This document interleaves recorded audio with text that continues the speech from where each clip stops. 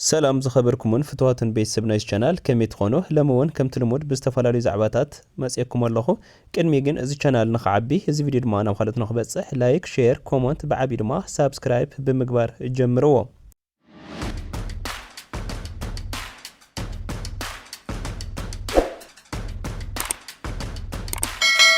ማሊ ኣብ ከተማ መቐለ ዝጀመረ ሕቶ ኣባላት TDF ሎምውን ኣብ ዝተፈላለዩ ከባቢታት ትግራይ ቆጽሉ ይርከብ። ፕሬዚደንት ግዚያዊ ምምሕዳር ትግራይ ሌተናል ጀነራል ታደሰ ወረደ ምስቶም ትማሊ ሰላማዊ ሰልፊ ዝወጹ ተጋደልቲ ኣብ ሓወልቲ ሰማዕታት ኣዳራሽ ትማሊ ሰዓት 3 ፈረቓን ኣጋምሸት ዘተ ከም ዝዘተዩ ተፈሊጡሎ። ሌተናል ጀነራል ታደሰ ወረደ ንፌደራል መንግስቲ ሓይሊ ምክልኻል ሰራዊት ናብ ትግራይ ኣትዩ ጸጥታ ንከኽብር ድጋፍ ሓቲቱ።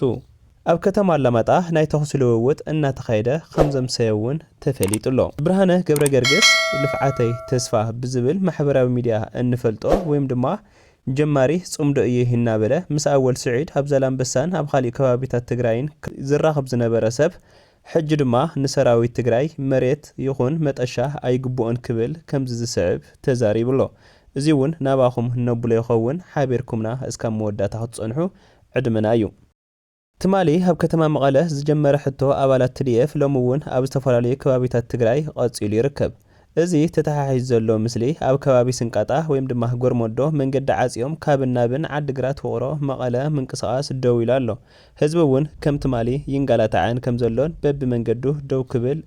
ተገዲዱሎ። ሎማዓንቲ ሰዓት 3 ፈረቓን ናይ ንጎ ኣርሚ 92 ኮረ 2 ኣብ ተካ ተስፋይ ሰልፊ እናካየዱ እዮም። ልዕሊ ሻለቃ መራሕቲ ዝኾኑ ድማ ኣብ ኣኼባ ኣትዮም ከም ዝርከቡን ነገር ግን እቶም ኣባላት ድማ ሰላማዊ ሰልፊ ወፂኦም ኣብ ጽርግያ ዓጽዮም ሰላማዊ ሰልፎም የካይዱ ምህላዎም እዩ እናተነገረ ዝርከብ። ኢሉ እውን ብተመሳሳሊ ኣብ ጥራሕ ዘይኮነስ ኣርሚ 92 ኣርሚ 31 ኣርሚ 33 እውን ቀጺሉ ኣብ ኣጉላዕን ተካ ተስፋይን ነበለትን ሓወዝን መንገዲ ተዓጽዩ ኣሎ። ፕሬዚደንት ግዚያዊ ምምሕዳር ትግራይ ሌተናል ጀነራል ታደሰ ወረደ ምስቶም ትማሊ ሰልፊ ዝወጹ ተጋደልቲ ኣብ ሓወልቲ ሰማዕታት ኣዳራሽ ትማሊ ከም ዝዘተዩ ተፈሊጡ። ትማሊ 03 ጥቅምቲ 2018 ዓ.ም ዝተፈላለዩ ሕቶታት ዘለዎም ተጋደልቲ ሰልፊ ብምውጻእ መንገዲ ዓጽዮም ምንባሮም ዝፍለጥ ኮይኑ ብዝተገበረ ምርድዳ ትማሊ ኣማሳዩ እቶም ተጋደልቲ ምስ ፕሬዚደንት ሌተናል ጀነራል ታደሰ ወረደ ዘትዮም ከም ዘለውን ዝተረኸበ ሓበሬታ እዩ።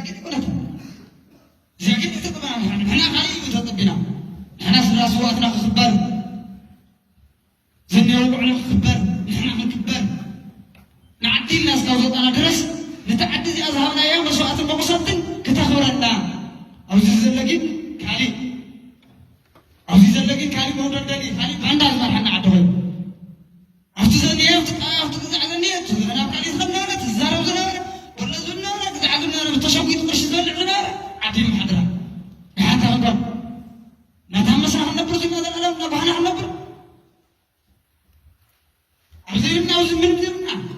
غيرنا كشيرنا سوينا أنت عندي أسواق سوينا ذا العالم داموتنا عند عالمنا عند النبر نعرف النبر كنا هزون نستعلو أغلبكم مريتنا اللي ناوزو شو كذا ناس اللي ناوزو هذا خير إن إحنا تقارنت بالناس كانت تفعل على مدري المحار اللي زي بكذا يعزوهم إحنا تقارنتهم دم سلام تطلعنا خلوا عن طرنا بتعدنا بخدنا كيد سلام تقارن لا هاي بكا مو بتقارن لا أنت تياكا كنا يهتنا إحنا جاني منا ميرنا بما راح تقارن طريقنا تنا بسيط عيزة تحتنا وجاني منا كنا نحكم تحتوا الناس ሌተናል ታደሰ ወረደ ንፌደራል መንግስቲ ኃይል ምክልኻል ሰራዊት ናብ ትግራይ ኣትዩ ጸጥታ ንኽኽበር ድጋፍ ሓቲቱ ኣብዚ ከይዲ ገበነኛታት ሰበስልጣን እውን እሕሊፉ ክብ ምዃኑ እውን ገሊጹ ታደሰ ወረደ መንግስቲ ኣብ ዘቕረቦ ሕቶ ትግራይ ኃይሊ ሰላም TPF እውን መጻኢ ተስፋ ህዝቢ ትግራይ ብምዃኑ ተጠናኺሩ ክቕጽል ኣድላይ ዝበለ ኩሉ ከም ዝሰርሕ ቃል እውን ከም ዝኣተየ እናተነገረ ይርከብ ኣብ ከተማ አላማጣ ትማሊ ናይ ተኹሲ ልውውጥ ከም ዘምሰየ ተፈሊጡ እዚ ተኹሲ እውን ንምጅማር ተደጋጋሚ ትንኮሳ እናገበሩ እዮም ዝበልዎም ኣመራርሓ ናይቲ TDF ኮር ኮይኖም ብዘጋጠሞም ዓቢ ኪሳራ ንድሕሪት አንሰሒቦም ኣለዉ እውን ተባሂሉ እዚ ኾይናት ነቃፊ ጉጅለ ኮነ ኢሉ ኣብ ማእኸል ከተማ ተኹሲ እናኸፈተ ህይወት ንጹሃን እውን እናቐጠፈ ይዝርከብ ኢሉ እውን ናይ ሞትን ቁስለኛ እውን ኣጋጢሙሎ እቲ ተኹሲ ዝተፈጠረ ኣብ ማእኸል መከላከያን ኣብ ማእኸል TDF እውን ከም ዝኾነ እናተነገረ ይዝርከብ ብርሃነ ገብረ ገርግስ ወይም ድማ ልፍዓት ተስፋ ከምዚ ክብል ተዛሪብሎ ሓደ ተጋዳላይ ብምዃኑ ጥራሕ መሬት ክረክብ የብሉን እቲ መሬት ክረክብ ዘለዎ ስድራ ስው ጥራሕ እምበር ካሊ እዚ ኩነታት ከይተወደ ግዳጁ ከይፈጸመ ዋላ ሓደ ቁስለኛ ይኹን ዝተሰናበተ ዋላ እውን አክቲቭ ኣብ TDF ዘሎ መሬት ክረክብ የብሉን ክባሃውን የብሉን ክብል ከምዚ ዝስዕብ ተዛሪብሎ ካብናት እምነት ግጃው ምሕዳር ትግራይ ይኹን ላዕሎት ወታደራዊ ኣዘዝቲ እዚ ነገር ሲሪየስሊ ሪኦም ፍታሕ ክገብርሉ ኣለዎም ብህፁፅ ምክንያቱ ሕዚ ላቤና ንኸይድ ዘለና ዝብል ኣብ ትግራይ ዘለና ኩላትና ንፈልጦ ጉዳይ ስለ ዝኾነ ማለት እዩ ኣብ ዝቕፅሉ ክልተ ሰሙን ሓድሽ ነገር ክህልዩ ኢለ ስለ ዝፅበ ማለት እዩ ሓፈሻዊ ናይ ፖለቲካ ወይ ኩነታት ናይ ሃገር ናይ ኢትዮጵያ ናይ ቀርን ኣፍሪካ ሓድሽ ኩነታት ክፍጠር ይኽእል እዩ ዝቕፅሉ ክልተ ሰሙናት ወይ ከዓ መወዳእታ ሰሙን ወርሒ ጥቅምቲ ሓድሽ ነገር ክህልዩ ኢለ ዝፅበ ኣብዚ ኩነታት እዚ ኮይኑ ይደጊም እዚ ሕቶዚ ህዚ ኣልዒልካ ኣብ ሰራዊት ምፍላይ ንኽፍጠር ዝስራሕ ዘሎ ማለት እዩ ብምፍላጥ ይስራሕ ዘሎ እዚ መን ይሰርሖ ዘሎ ገለ ዝብል ነገር ብደንብ ዲቴይል ክጽናዕ ኣለዎ ዝብል እምነት እዩ ዘለኒ ከምናተይ ቅዋም ኢንተርፊስ ስድራ ስዋኣት ተኻልእ ተጋዳላይ መሬት ዕደላ ናይ ጣብያታት ናይ ክፍለ ከተማታት ናይ ምሕዳራት ብሙሉእ ግልጋሎት ጠጦ ቢልካ መኸተ ክሳብ ዝውዳ ኣብ መኸተ ከድህብ ምግባር እዩ ዝሕሽ መስርሕ ዝብል እምነት እዩ ዘለና ኣነ ኢንተርፊስ ስድራ ስዋኣት ምክንያቱ ስዋኣት ተሰውዮም እዮም ዕላማዎም ኣኮምፕሊሽ ገይሮም እዮም ሰለስተ ሰው ንስድራ ስዋኣት ዝግበር ኩሉ መዳዊ ሓገዝ ኢንክሉዲንግ መጠሻ መሬት ዝቃወም ዝኾነ ይኹን ትግራዋይ የለን ተሃልዩ እውን ሕጋዊ ኣይኮነን ሞራላዊ እውን ኣይኮነን ሰብኣዊ እውን ኣይኮነን ተኻሊ ኣካል ጉድኡ ኣሎ ኣካል ዘይተጎዳ ይኹን DDR ዝወፀ ይኹን ዘይወፀ ይኹን ካብ መጠሻ መሬት ምዕዳል ጀሚርካ ኩሎም ናይ ቀበሌታት ረብሓታት ናይ ምሕዳር ናይ ጣብያታት ናይ ከተማታት ናይ ክፍለ ከተማታት ናይ ዞባታት ረብሓታት ጠጠው ኢሉ ኩሉ ተጋዳላይ ኣብ መኸተ ከድህብን ድሕሪ መኸተ ድማ ዝግብኦ ረብሓታቱ ብስነ ስርዓት ልዕሉ ተኻሊ ናይ ሕብረተሰብ ክፍሊ ንኽግበረሉ ተዝግበር ዝሕሸ ዝብል ውልቃዊ ርድኢት ኣለና ኣነ እምነተይ እውን ንሱ እዩ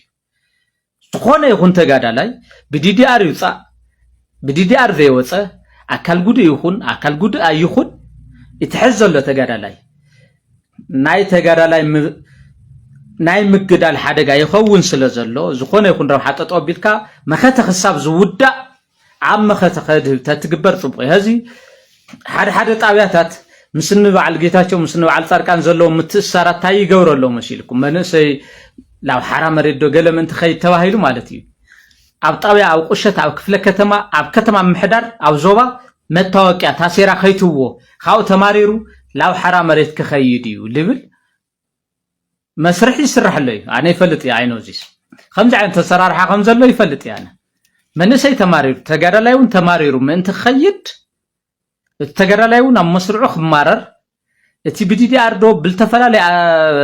التسناوات تجارة لا يون مستعبا محدار مسقوشات محدار تبعيسون أو دم بطلعتن خحوس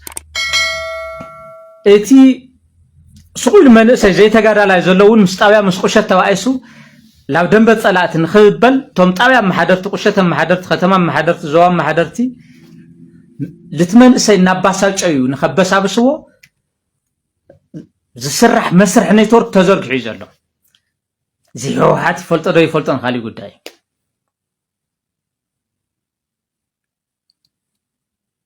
سو ابزي مقرم تخغبرل نحنا امختلنا زخونه يكون تغال دي دي ار وصيلو تغادا لاي مالت كينات اندحر زيله سلاماو نورو خمرحيو مالتي كينات هاليو لمسرع خملسي ህዝባው ግዴታው ክፍጽም ፊኒሽድ ብናቲ እምነት እዚዩ ስለዚህ ናይዚ መቀጠልታ ስራሕቲ ይስርሑ ስለዘለው ኣብዚ ዝምልከቶ አካል ኮንሽስሊ ክከታተለሎ ሓደ ክልተ ዓይነት ማህያ ኣብ ሓደ ቲዲኤፍ ክል ይውልን ከምናቲ እምነት ክልተ ዓይነት ማህያ ኣብ ሓደ ቲዲኤፍ ክል ይውልን እዛ አጀንዳ እዚ ኣብዚ ሰስፐንድ ጌርካ መኸተ ምስተወደ መስርሕ ክግበረሎ ኣብዚ ሕዚ እዋን ዘሎ ቲዲኤፍ ተመሳሳሊ ማህያ ክግበረሎ ልብል እምነት ይዘለን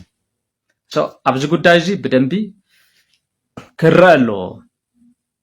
ልምታይ ከምዚ ዝግበር ዘሎ ልብል ክሕሰወሎ ኣሎ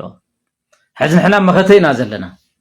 ሶ ዝነገሩ እዚ ዝምልከቶም ኣካላት መፍትሕ ክገ ማለት ኩሉ ግዜ ሰላማዊ ሰልፍ ክግበር ከሎ ክንቃወም ይብልናን ትክክለ ይኮን ገሊል ካላ ተቃውም ከም ካድ ኣግባብ ይኮን ሓደ ግዜ ትክክለኛ ተቃውሞ ስለዘለው ናይዞም ሎም ማዓልቲ ልወፁ ተጋደልቲ ሕቶ በአግባቡ ክተአናገደሎ ሓደ ተጋዳላይ ማዕረ ሰርቪስ እናሃበ ማዕረ እናተጋደለ ማዕረ እናቆሰለ እናመከተ እናተሰወ ልተፈላለየ ማህያ ክህል ይውሉን እዚ ክሕሰወሉ ይዘሎ ሲሪየስሊ ማለት እዩ ዘካየዳ እዚ አብይ አሕመድ ኮነ ኢሉ ከምዚ ዓይነት ነገር ናይ ሳላሪ ዲፈረንስ ፈጥር ከሎ እንታይ ንምግባር እዩ ዝብል ነገር ተሓሲዩ መፍትሒ ክቅመጠሉ ኣለዎ ዝብል እምነት ይዘለኒ ቴንክ ዩ ስለሰማዕኩም ናተርዲት እዚ ዝመስል ቴንክ ዩ